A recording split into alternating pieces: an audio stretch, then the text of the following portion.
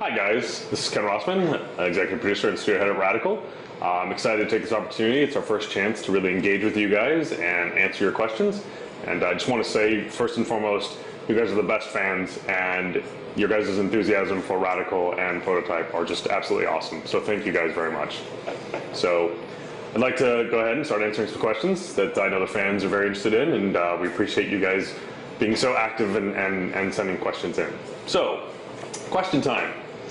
So, Fabian Felder would asked, will there be many new available skills, or did you just take the old ones and put some innovation into them? Well, Fabian, it's a bit of both. Obviously, fan favorites needed to come back. You guys were really passionate about the things that you really liked about Proto 1, the powers, the skills, but at the same time, we knew we had to make them bigger and better and badder, and we've done so. I mean, obviously, the Tendrils power, which you guys have seen. We've got some new skills, something we're announcing next month at Gamescom. You guys will see a new skill that's pretty exciting. We're really enthusiastic to share with you guys. So hang tight. Let's talk more about those as we go, but know that there's lots of new stuff and there's innovation. So a bit of both. So thanks very much.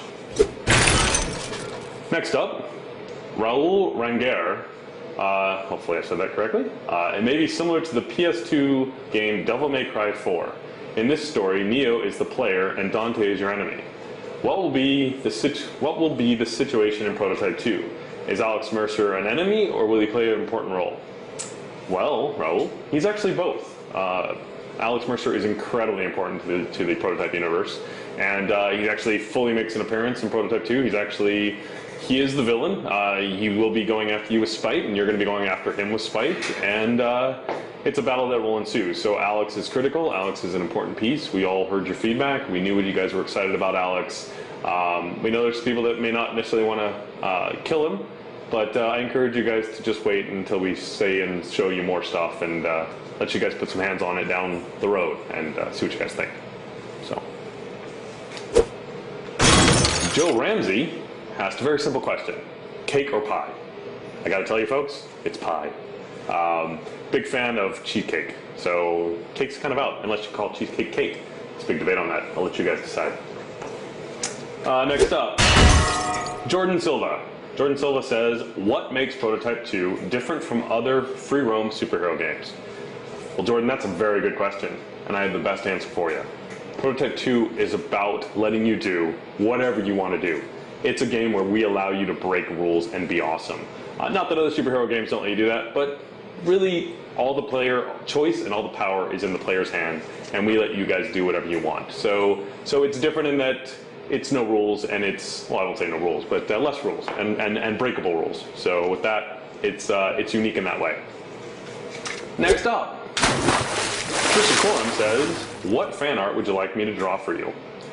Well, Trisha, I gotta say, you guys are absolutely awesome. All of you, the fan art in the forum, in the Prototype page is, you guys are awesome. I can't say anything more. You guys draw some pretty amazing stuff. So Trisha, surprise me.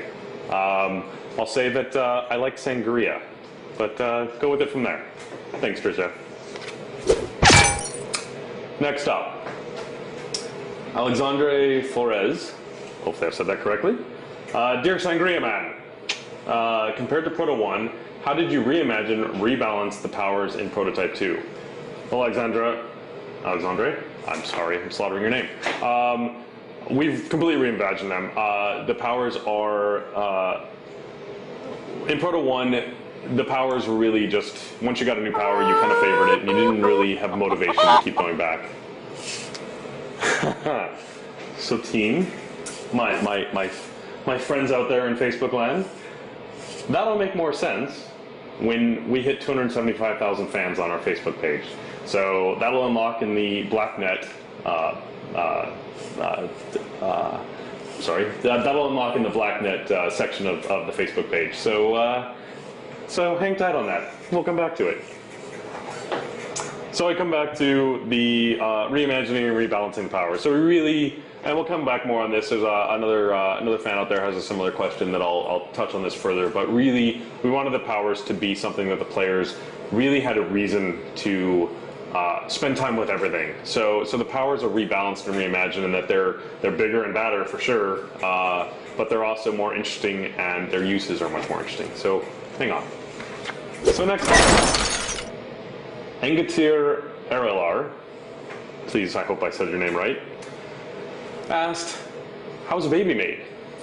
Well, that unfortunately the SRB would stop me from telling you. So, we'll send a link for you maybe. Anyways, thanks for your question. So this question's come up quite a bit, so grabbing the question from two of you, Carrie Jane Milano and Joel Hummel both asked, what about the whip fist? Well, I gotta say, what about the whip fist?